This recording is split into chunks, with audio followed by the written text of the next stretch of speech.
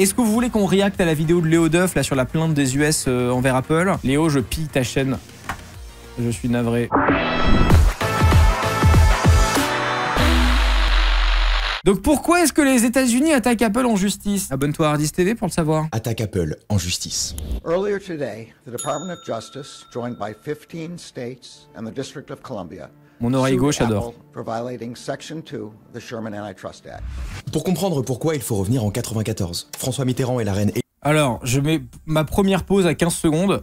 Les États-Unis et l'antitrust, c'est un délire. Vraiment, ils ont explosé Microsoft à l'époque, dans les années 90, avec un procès contre Bill Gates. Il y a encore la vidéo de la déposition de Bill Gates de l'époque qui dure 3 heures, qui est disponible sur YouTube. Et les États-Unis déconnent zéro avec ça. Elisabeth II inaugure le tunnel sous la Manche. Schumacher remporte son premier championnat du monde de F1. Forrest Gump est au cinéma et faire de l'ordinateur est un truc de geek qui concerne moins de 2% de la population. Ce qui est normal parce qu'à peine 30 millions de personnes ont accès à Internet à ce moment-là. Mais ça va vite changer. Et ça, Sega l'ont vu avant tout le monde. Ils ont créé Une console de jeu, pardon. Netscape, le premier navigateur commercial qui va permettre à des millions de gens de découvrir Ah bah il en Internet. parle. À l'époque, Internet fait tellement pas partie du quotidien que Windows 95 est sorti sans navigateur par défaut. Internet Explorer n'existait pas. Alors très vite, Netscape gagne en popularité et est installé sur 80% des ordinateurs. Et ça inquiète beaucoup Bill Gates. Le 26 mai 95, il envoie une lettre interne chez Microsoft nommée The Internet Tidal Wave, le raz-de-marée d'Internet. En gros, il écrit que le web est en train de changer à jamais la manière dont les gens utilisent un ordinateur. Et il s'inquiète du fait que les navigateurs pourraient devenir la principale interface informatique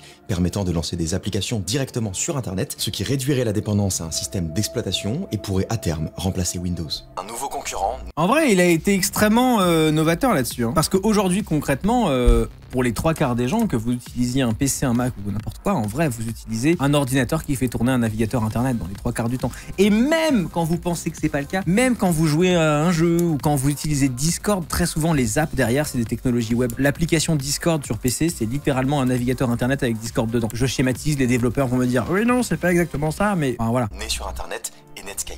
Nous devons égaler et surpasser leurs offres. Mais ça ne suffira pas à inciter les gens à abandonner Netscape. 3 mois plus tard, la première version d'Internet Explorer sort sur Windows 95. Et Bill avait raison. Les gens continuent à utiliser Netscape. Alors ils sont allés voir des fabricants d'ordinateurs et ils leur ont dit « Si vous ne préinstallez pas Internet Explorer sur les machines que vous vendez, on annule votre licence Windows ».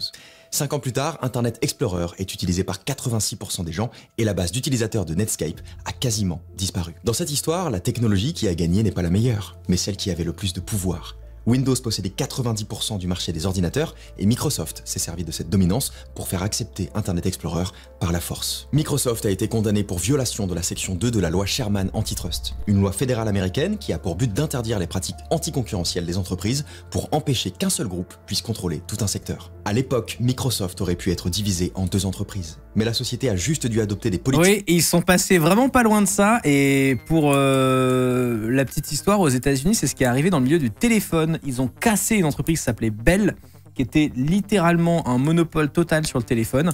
Et Bell est devenu, je crois, 24 petites entreprises différentes. Donc ça peut arriver. Et on aurait pu, franchement, vivre dans un monde alternatif où Microsoft, en fait, est 17 entreprises différentes. C'est fou quand même. Hein. Qui permettait une plus grande concurrence en rendant Windows plus ouvert. Le département de la justice pense que cette condamnation a permis à Apple de devenir la société qu'elle est aujourd'hui. Parce que sans ce jugement, Microsoft aurait pu limiter la capacité d'Apple à lancer iTunes sur Windows, ce qui aurait entravé le succès de l'iPod et par extension de l'iPhone. L'article 2 de la loi Sherman dit que toute personne qui monopolisera une partie du commerce sera considérée comme coupable d'un crime. Le département de la justice considère qu'il a permis la création de l'iPhone, qui permet aujourd'hui à Apple de maintenir un monopole illégal sur le marché des smartphones.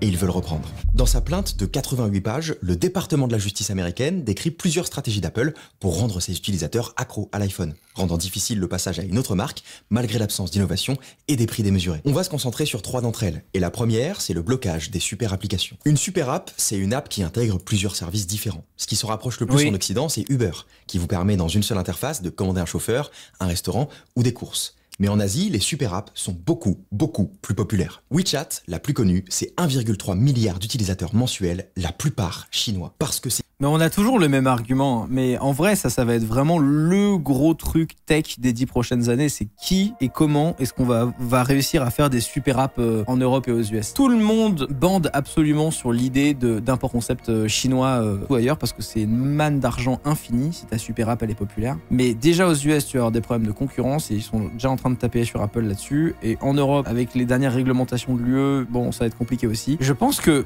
d'une manière détournée, quelqu'un va devenir une super app, mais je n'arrive pas à déterminer qui.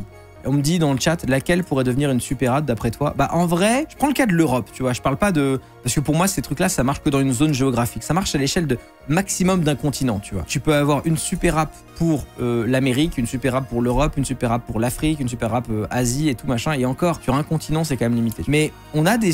En fait, aujourd'hui, on a des super apps sectorielles. Typiquement, YouTube est une super app. Dans YouTube, vous avez des films que vous pouvez acheter, des podcasts, de la musique, des vidéos YouTube évidemment, des shorts, des lives. Sur le secteur de la vidéo, YouTube est techniquement déjà une sorte de super app. Uber, comme il vient de le citer, est une sorte de super app dans la gig économie, comme on appelle ça, le fait de pouvoir commander un chauffeur à manger et tout machin. Donc on a déjà des super apps sectorielles. Mais on n'a pas vraiment une super app au sens premier du terme, tu vois. Ça, c'est vraiment un truc purement chinois. C'est quasiment indispensable au quotidien. Ils l'utilisent comme service de messagerie, de paiement, de transfert d'argent, de réseau social, d'achat en ligne, de réservation de taxi, d'avion, de rendez-vous médicaux. Le DOJ, le département de la justice, accuse Apple d'avoir bloqué l'émergence de ces super apps en Occident, de peur que les utilisateurs deviennent dépendants des super apps et non plus du téléphone qu'ils utilisent. Non seulement c'est un scénario hypothétique, mais en plus je pense que c'est faux et surtout terriblement hypocrite. Il donne à Apple la responsabilité de l'échec. Alors c'est Léo Dove, donc on va avoir la take, je suis plutôt d'accord avec Apple. Moi honnêtement, premier degré, là à date, je n'ai pas d'avis. Donc je suis curieux de voir les arguments qu'il va développer. Avec des super apps en Occident, comme si c'était une évidence, mais ça me paraît vraiment être la raison la moins plausible. WeChat, c'est un phénomène quasiment uniquement chinois, qui a décollé en grande partie parce que leur gouvernement a bloqué les applications concurrentes non chinoises. Les super apps n'ont jamais décollé ici parce qu'au moment de leur création, on était déjà habitué aux applications à usage unique. Et qu'enfermer trop d'usages dans un seul service se révèle souvent assez peu pratique. Ouvrez Facebook. Vous verrez pourquoi il y a une application Messenger à part. Ensuite, c'est faux parce qu'Apple n'interdit pas les super apps. D'ailleurs, WeChat existe sur l'iPhone. Ce qu'ils interdisent, c'est la création d'une interface semblable à un store d'applications, pour ne pas concurrencer l'App Store. Mais des apps qui proposent plusieurs usages, il en existe, comme Uber. Et surtout, c'est hypocrite. C'est pas faux. Après, de toute façon, c'est amené à changer puisque Apple en Europe va être obligé à autoriser les App Store alternatifs. Donc est-ce que ça veut dire que, bon, non seulement c'est pas faux ce qu'il dit, mais surtout, c'est de toute façon un point qui est inexistant en Europe puisque de toute façon, il va falloir autoriser les App Store alternatifs. Donc à partir de là, on pourra avoir une super app avec des installations de microservices dedans, tu vois. Je sais pas, Diffun qui dit par contre, désolé, mais la take sur le gouvernement chinois bof, c'est Tencent qui l'ont lancé, il y avait à l'époque des dizaines d'apps en Chine. Oui, non mais t'as raison, mais en vrai, structurellement, sectoriellement, il a pas tort sur le fait que la Chine a bloqué Google, a bloqué Facebook, et forcément, ça a encouragé le développement d'une super app qui est WeChat. Et WeChat a réussi car c'est la meilleure. Oui, mais Diffun, je pense qu'il a raison et tu as raison en même temps, en fait. Tu vois ce que je veux dire? C'est-à-dire que dans la concurrence nationale, à l'échelle nationale en Chine, WeChat a gagné parce que c'était les meilleurs. Dans la concurrence internationale, WeChat a gagné parce qu'ils ont eu vraiment le gouvernement chinois qui a banni tous leurs concurrents. Tu vois. Il n'y a pas plus monopolistique qu'une super app. WeChat en Chine, c'est 83% de part de marché. Vous y faites tellement de choses de la vie quotidienne qu'il devient difficile de s'en passer et vous utiliserez naturellement celle que tout le monde utilise. C'est tellement puissant que WeChat est contraint de soumettre chacune de ses mises à jour à un contrôle par les services de l'État. La réalité, c'est que si WeChat était aussi dominant aux États-Unis qu'il l'est en Chine, il l'interdirait. La deuxième stratégie, c'est iMessage. Le DOJ accuse Apple de dégrader délibérément la qualité de la messagerie entre les iPhones et les appareils Android.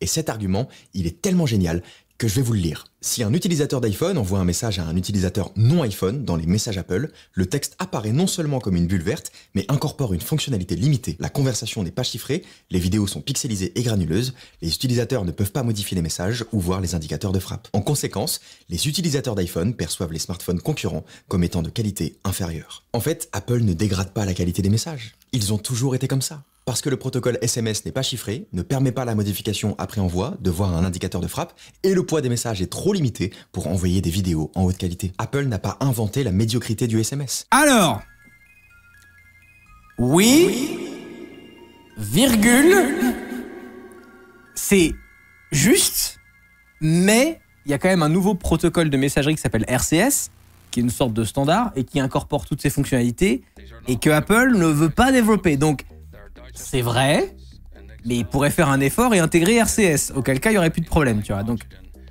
je suis 50-50 sur ce point-là. D'un iPhone à un Android ou d'un Android à un autre Android. Oui, il en parle après, j'imagine. En fait, dans tous les React, à chaque fois qu'on fait du React, c'est toujours comme ça. Il en parle après, c'est un classique. J'imagine. Mais je vous dis ma réaction au moment, quoi. Le résultat est le même. Si les utilisateurs d'iPhone ont depuis longtemps les conversations chiffrées, les vidéos en haute qualité, la modification des messages et l'indicateur de frappe, c'est parce qu'Apple a créé un service qui le permet. Donc si les utilisateurs d'iPhone perçoivent les smartphones concurrents comme étant de qualité inférieure, c'est parce qu'en l'occurrence, sur cet usage précis, c'est le cas. Je ne vois aucune raison légale de forcer Apple à développer iMessage pour Android. D'autant que c'est plus vraiment nécessaire. Parce que depuis, Android utilise le protocole RCS qui permet toutes ces fonctionnalités et que sous la pression des régulateurs, Apple va aussi l'adopter. Donc ce point est obsolète. Bon. C'est juste, mais il aura quand même fallu les pousser au cul, tu vois. Il aura quand même fallu un petit coup de pression pour qu'ils le fassent. Mais c'est juste. La troisième stratégie est sans doute la plus intéressante. Il s'agit de l'App Store. Ce que le DOJ reproche à Apple, c'est qu'à chaque fois qu'un utilisateur achète une app ou un abonnement dans une app sur l'iPhone, il touche entre 15 et 30%, selon la taille du business. Et ça, c'est une plainte fréquente chez les développeurs d'applications qui trouvent que cette taxe est trop élevée. Vous pouvez être tenté de dire qu'après tout, c'est leur produit, c'est eux qui ont créé l'iPhone, c'est eux qui ont créé l'App Store, donc ils font ce qu'ils veulent. Mais je vais vous expliquer pourquoi ça pose problème. Pour remettre du contexte, au début de l'iPhone, Steve Jobs ne voulait pas de store d'applications. Parce qu'il voulait garder le contrôle sur toute l'expérience de l'utilisateur. Oui, d'ailleurs, remember que sur le tout premier iPhone, il n'y avait pas d'App Store. Notamment pour des questions de sécurité. À l'époque, il y a énormément de virus informatiques. Et Jobs pense que le téléchargement d'applications tierces... Remember aussi, pour ceux qui sont vieux là, remember aussi qu'à l'époque, quand le tout premier iPhone sort et qu'il n'y a pas d'App Store, à l'époque, on est tous là à jouer à des jeux sur Internet en Flash. Flash, qui était une technologie pour faire des trucs interactifs sur des pages web, qui était lourd à chier de fou malade, ça te prenait des ressources comme pas possible, et qui était un trou de sécurité béant. Il y avait tout le temps des emmerdements de sécurité avec Flash. Et Steve Jobs, il y a un mail qui a fuité depuis, où justement, il voulait non seulement pas d'App Store, mais il voulait pas de Flash, justement. Parce que c'était une saloperie, quoi. Quand j'entends ce gars dire « il n'y a aucune raison légale, je me marre, il est juriste américain », bah non, mais c'est Léo Duff, il a 500 000 abonnés et puis je le connais un peu. S'il dit ça, c'est qu'il a, dans l'écriture de son script, fait appel à un juriste américain. Je m'avance pas trop en pensant que c'est le cas parce que je connais un peu Léo, c'est pas un débilos et je pense que s'il le dit, c'est qu'il a vérifié auprès de professionnels. Représente à la fois un danger réel pour la sécurité. En tout cas, d'un professionnel dont c'est l'avis, parce que les avocats, vous savez... les avocats ont tous des avis différents sur plein de trucs. Et la méfiance potentielle des consommateurs envers son produit. Finalement, l'App Store sort sur iPhone OS 2 avec une règle fondamentale. Chaque application sera vérifiée par Apple avant de pouvoir être publiée et chaque développeur devra reverser un pourcentage de ses ventes à Apple. Au final, l'App Store permet aux développeurs de toucher un large public qui peut consommer ses apps sans aucun risque, ce qui finance les développeurs qui reversent une partie à Apple. Ce système a fait exploser le marché des apps, a ouvert la voie à de nouveaux business models qui ont créé des millionnaires. Maintenant, prenons un exemple concret avec Spotify. Quand un utilisateur s'abonne à Spotify depuis l'iPhone, Spotify reverse 30% de cet abonnement à Apple. Alors ils peuvent accepter de perdre ce chiffre d'affaires, mais dans un secteur aussi compétitif, c'est extrêmement délicat. Ou alors ils peuvent augmenter le coût de l'abonnement pour compenser cette taxe, mais alors leur prix d'entrée perd en attractivité. Le problème, c'est que si à l'époque Apple n'était qu'un fabricant d'informatique, c'est très loin d'être le cas aujourd'hui. Aujourd'hui, Apple s'oriente de plus en plus vers un modèle économique autour des systèmes d'abonnement. Ils ont un service de fitness, de cloud, de jeux vidéo, de télévision et de musique. Ce qui veut dire que quand un utilisateur s'abonne à Spotify depuis l'iPhone, Spotify reverse 30% de l'abonnement à son concurrent direct. S'ils choisissent d'augmenter le prix de l'abonnement pour compenser la taxe, non seulement ils perdent en attractivité face à Apple Music, qui n'y est pas soumis, mais en plus, ils reversent encore plus d'argent à Apple. Le problème, c'est que dans tous les cas, Apple gagne. Et ça, c'est impensable. Alors la solution qu'ils ont choisie, c'est de ne même pas vous permettre de vous abonner depuis l'iPhone. Et comme Apple ne les autorise pas à dire pourquoi, ils se contentent d'un énigmatique « Vous ne pouvez pas passer à Premium dans l'appli, ce n'est pas idéal. Nous le savons. » Là où c'est délicat, c'est que si vous pensez qu'Apple a raison de protéger son business, vous validez automatiquement la décision de Spotify. Parce que c'est ce qu'ils font aussi. Apple cherche à protéger un modèle économique secondaire, Spotify cherche à protéger ses marges principales. Mais je crois pas que la question de qui a raison soit si intéressante. Je me fous de savoir quelle société fait le plus d'argent à la fin. Au-delà de toute affinité que je peux avoir pour ces entreprises, je crois qu'il est raisonnable de se demander ce que j'y gagne en tant qu'utilisateur. Et je crois que le modèle de l'App Store commence à atteindre ses limites. Parce que non seulement Apple a le luxe de taxer ses concurrents directs, ce qui n'est pas une bonne nouvelle pour la concurrence, mais en plus c'est la raison pour laquelle je ne peux pas non plus jouer à Fortnite ou acheter un livre numérique sur l'app Amazon depuis l'iPhone. Parce que les développeurs sont en train de se révolter contre ce système. Et même s'ils rapportent plus de 10 milliards de dollars par an, je crois qu'Apple devrait les écouter. Parce que si l'App Store a créé des millionnaires, ces millionnaires sont aussi ceux qui ont fait d'Apple la société de 3000 milliards de dollars qu'elle est aujourd'hui. Des 88 pages de la plainte du département de la justice américaine, ce point est le seul que je trouve absolument pertinent. Pourtant, c'est très loin d'être celui qu'ils ont le plus mis en avant. Et je sais pourquoi, parce qu'Apple a déjà gagné. Cette politique de commission de l'App Store a déjà été remise en question dans le procès entre Apple et l'éditeur de Fortnite, et le tribunal a favorisé Apple dans 10 des 11 chefs d'accusation, affirmant que les pratiques de l'App Store ne constituaient pas une conduite anticoncurrentielle sous le droit américain. En fait, le DOJ se fait plus Oui, en fait, c'est une histoire de verre plein ou verre vide. C'est-à-dire qu'en gros, tu peux te plaindre effectivement que Apple te sucre 30% de tes revenus, mais il y a aussi une réalité qui est de dire...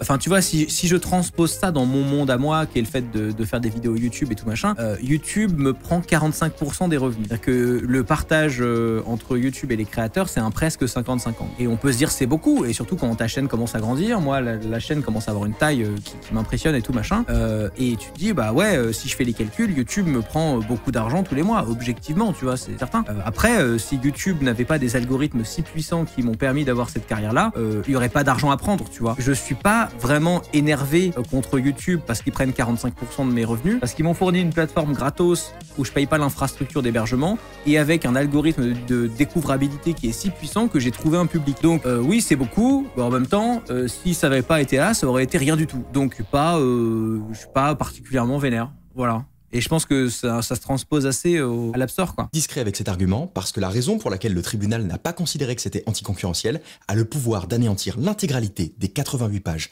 de leur plainte. Oui, et d'ailleurs, pardon, excuse-moi Léo, pardon. Il y a Christ sur le chat Twitch qui dit « Ils te prennent, plutôt ils te reversent. Sur Insta, il y a 0% pour les créateurs. » C'est vrai que récemment, il y a un article qui est paru qui montrait le nombre de milliards de chiffres d'affaires que fait Instagram avec ses pubs. Ne pas oublier qu'il y a des plateformes qui abusent vraiment. Typiquement Instagram qui reverse 0 aux créateurs et qui a de la pub partout, où là pour le coup c'est abusé, tu vois. Tiens, un monopole illégal, ils doivent d'abord prouver qu'Apple a un monopole. Et ça va pas être simple à faire accepter. Le DOJ affirme qu'Apple détient entre 65% et 70% de parts de marché. Mais ce sont vraiment des chiffres qui arrangent leur version de l'histoire. 65% c'est pas en termes d'unités vendues, mais en termes de revenus aux États-Unis. Et 70%, c'est la part des ventes sur ce qu'ils appellent les smartphones performants aux États-Unis. En gros, ils utilisent une définition de part de marché faite maison qui gonfle l'importance de l'iPhone et arrange leur La méthode de calcul est un peu éclatée, ouais. version d'un monopole, en se concentrant uniquement sur son prix élevé et sur les États-Unis. Si cette affaire va au tribunal, Apple n'aura qu'à dire la vérité, que la part de marché de l'iPhone aux États-Unis est de 50% et que dans le monde, elle tombe à 30%. Ce qui est moins qu'Android, qui en a 70. Apple peut très... Bah oui, parce qu'on oublie que la majorité des pays, surtout dans les pays qui sont moins riches que les nôtres, qui sont quand même une sacrée tripotée de pays, utilisent de l'Android parce qu'Android c'est extrêmement peu cher. En tout cas, Android c'est cher et pas cher parce qu'il y a tout dans Android et t'as tout un tas de modèles de téléphones qui sont hyper populaires parce que ça coûte pas grand chose et c'est suffisamment puissant pour faire plein de trucs. Très bien avoir une influence sur le marché américain avec 50% de part de marché, parce que c'est déjà colossal. Mais elle n'a pas le contrôle. S'ils n'ont pas sorti les vrais chiffres, c'est parce qu'ils savent qu'ils sont trop faibles. À titre de comparaison, lorsque Microsoft est jugé pour abus de monopole, ils avaient 90% dans le monde entier. Écoutez parler le grand patron qui a dirigé l'effort du gouvernement américain pour cette plainte. Absolutely, we talk about this throughout the lawsuit. Consumers, if you ask them whether they want to pay less for their iPhone, the answer will be yes. La raison pour laquelle le DOJ croit à sa version de monopole, c'est qu'Apple... Je suis désolé, je fais son argument avant lui, mais c'est merdique comme raison, j'avoue. Est-ce que vous voulez payer moins cher? Non, car j'adore payer. Apple est tellement populaire avec des produits pourtant si chers que le département de la justice américaine pense qu'Apple enfreint forcément la loi quelque part. Cette réflexion est non seulement infantilisante pour les utilisateurs, mais surtout elle est contre-productive pour le DOJ. Oui, sans doute que les gens aimeraient payer moins cher. Mais ils le pourraient d'ailleurs, parce que plein d'autres choix de smartphones existent, parce qu'Apple n'est pas un monopole. Le problème, c'est que s'ils ne parviennent pas à démontrer que l'iPhone est un monopole, alors ses utilisateurs le sont parce qu'ils l'ont choisi. Et ça, c'est une probabilité qu'ils n'envisagent même pas, mais à laquelle, à mon avis, ils vont être confrontés parce que les gens aiment l'iPhone. Je pense que le département de la justice échouera, parce que pratiquement tous les éléments de leur plainte reposent sur des bases légales fragiles, inexistantes ou obsolètes. Mais leur plainte est quand même une bonne nouvelle, parce qu'elle a été rédigée de manière assez lisible pour que le grand public puisse comprendre ce qui est reproché à Apple. Je crois que même en cas d'échec, il est possible qu'Apple fasse certains des changements qui lui sont demandés naturellement. Parce que le DOJ, l'Europe et d'autres institutions auront mis en lumière des politiques d'Apple qui pourraient ne pas plaire à sa clientèle. Je suis pas foncièrement opposé à la régulation. Je crois qu'elle provoque parfois des changements nécessaires, qu'elle est la seule à pouvoir provoquer, mais je préfère quand le marché se régule de lui-même. Parce que la volonté des régulateurs à protéger les utilisateurs a des limites. La dernière fois que ce même département a attaqué Apple, c'était pour les forcer à déverrouiller l'iPhone d'un des assaillants de l'attaque de San Bernardino, qui a tué 14 personnes. On s'en souvient, c'était pour notamment les associations de vie privée, c'était un procès qui était très regardé. Le FBI l'avait récupéré dans l'espoir d'y trouver des informations cruciales, mais impossible de le débloquer. À votre avis, pourquoi Apple a refusé de le faire ? Parce que le DOJ ne leur demandait pas de déverrouiller cet iPhone. Ils leur ont demandé de créer un logiciel spécial qui permettrait aux autorités de contourner la sécurité de n'importe quel iPhone. Autre exemple, en 2013, on apprenait que l'Agence de sécurité nationale américaine avait collaboré avec Microsoft pour concevoir un logiciel qui permettait aux États-Unis de surveiller les communications de ses utilisateurs sans mandat. La nation qui a menacé Microsoft de diviser la société à la fin des années 90 est la même qui, une décennie plus tard, a été associée à des révélations impliquant leur collaboration pour permettre une surveillance de masse. Existe-t-il un abus de position dominante plus déloyal que celui-ci? Edward Snowden, qui est incroyablement pro-Bitcoin d'ailleurs. Donner du pouvoir à une entité, elle le saisira. La liberté des consommateurs lui importe jusqu'à ce qu'elle devienne un obstacle à son pouvoir. Ça marche pour une entreprise et je crois que c'est encore plus fort pour un gouvernement. Alors j'ai moins confiance en sa pertinence à réguler l'innovation avec des enjeux politiques qu'au consommateur qui vote avec son portefeuille. Et ce qu'il dit, c'est que l'iPhone n'est pas un monopole. Merci à tous, merci à Ergotopia, c'était Léo Duff. Quel homme. Franchement, c'était vachement bien. Le point sur lequel j'étais pas trop d'accord, c'était le truc de RCS. Parce qu'il est en mode, oui, mais de toute façon, avec ce qui se passe en Europe, Apple est un peu obligé de l'instaurer. Ce qui est juste, mais ça montre que, disons qu'ils se sont pas poussés au portique pour y aller avant que les régulateurs leur tapent dessus, tu vois. Ils auraient pu aller plus vite. Mais sinon, je trouvais que c'était globalement bien amené, assez chouette. Et puis, on a pu avoir des discussions assez intéressantes. Bravo. C'est du Léo Duff dans le texte. Hein. Va checker les commentaires. Oh, je suis sûr qu'ils sont horribles parce que Léo Duff est souvent très tranché et les gens ils ont des réactions soit ils adorent soit c'est épidermique. Le problème avec ta vidéo c'est que ça manque trop de contradictions, c'est clairement une plaidoirie pro Apple. À terme ça va juste devenir ennuyant car je connaîtrai les conclusions de la vidéo sans même l'avoir vue. Apple a raison dans 99% des cas. Mais je trouve que justement c'est vrai qu'on peut faire cette critique à Léo Duff parfois, mais justement sur cette vidéo je trouve que c'est une mauvaise vidéo sur laquelle lui faire cette critique, tu vois. Parce que pour le coup il était en mode ouais mais là non, tu vois, genre même lui qui a ce point de vue plutôt pro Apple et tout machin, il a dit bah là non, mais là oui, tu vois. Je trouve qu'il a été plutôt honnête, sincèrement. Ah, il y en a un, alors c'est un commentaire qui est tout en dessous, mais qui dit « L'iPhone est un duopole avec Android, c'est donc pas un vrai choix, c'est un faux choix forcé entre deux situations qui sont similaires. » Je trouve limite que l'argument qui est de dire que le marché du smartphone est un duopole entre Apple et différents constructeurs Android est intéressant. Après, c'est un duopole entre qui? C'est un duopole entre Samsung et Apple? Entre Google et Apple? C'est Google qui fait l'OS? Comme il y a plein de constructeurs Android différents, c'est compliqué. Mais déjà, je trouve que l'argument est plus intéressant de dire que c'est un duopole plutôt qu'un monopole. Ça fait plus sens dans ma tête. Je suis sûr que tu peux trouver un Windows Phone ou un BlackBerry en brocante. Oui, mais c'est pas ce qu'on va dire. À quand les Linux Phone? Ah bah il y en a qui ont essayé. Hein. Canonical notamment a essayé avec le Ubuntu Touch qui a été un bide monumental. Mais ouais, Ubuntu Touch qui était une tentative de faire... Bon ça c'est vraiment un truc de geek qui mange des cartes graphiques. Mais c'était une tentative de faire un espèce de Linux joli qui tourne sur smartphone. En vrai, c'était plutôt joli, plutôt réussi. Le problème, c'est toujours pareil, c'est que c'est les applis, c'est machin, ces trucs. Mais Ubuntu, oui, alors les gens dans le chat disent Android, c'est Linux. Oui, vous avez raison, mais vous voyez ce qu'on veut dire. Dans le sens, un vrai système, entre guillemets, comme ce que tu peux retrouver sur un desktop, mais en version mobile. Ça a existé, ça n'a juste pas marché. Ne pas oublier aussi que Apple est une des rares entreprises à être aussi clean dans ses produits, services, et surtout ses engagements en termes de privacy et compliance. Les gens aiment trop taper sur Apple, alors que 99% des autres boîtes de tech ont 40 milliards de fois plus de casseroles au cul. Bah, c'est vrai qu'en termes de privacy, Apple, je leur fais relativement confiance par rapport à d'autres trucs. Parce que historiquement, ils ont montré de quel côté ils étaient aussi. C'est simple. Hein. Quand le FBI leur dit ouvrez cet iPhone et qu'ils répondent bro non, bah forcément ça pousse à la confiance, évidemment. Tu vois. En vrai, ça manque Windows Phone. Premier degré, Windows Phone, c'est le plus grand rendez-vous manqué de la tech, je trouve. Vraiment, Windows Phone, c'était joli. C'était vraiment using a Windows Phone in 2023. Voilà. C'était chouette, hein, vraiment. C'est un OS que j'ai beaucoup aimé sur smartphone, mais il n'y avait pas d'application, quoi. Il y avait zéro appli, c'était un bordel. Mais vraiment, ouais, le fait que, tu vois, on avait des cartes comme ça, comme le menu démarrer, mais avec les apps et tout, c'était bien pensé. Vraiment, Windows Phone, zéro blague, de manière totalement premier degré. Je trouvais ça à l'époque super. Voilà, c'était pas allé bien loin, mais c'était chouettos, quoi. C'est un coup de com', ça. Tu penses vraiment pas que la NSA ou le FBI ait des backdoors, même Pegasus arrive à rentrer dans les Apple? Non, je pense sincèrement pas, et je pense que même si c'était le cas, de toute façon, c'est le meilleur choix possible, dans le sens où, vu les options qu'il y a sur le marché, c'est pas une option déconnante. De toute façon, bah, pour ma messagerie, j'utilise même pas le truc d'Apple, j'utilise Signal. Justement, j'ai les prérequis de sécurité un peu plus élevés.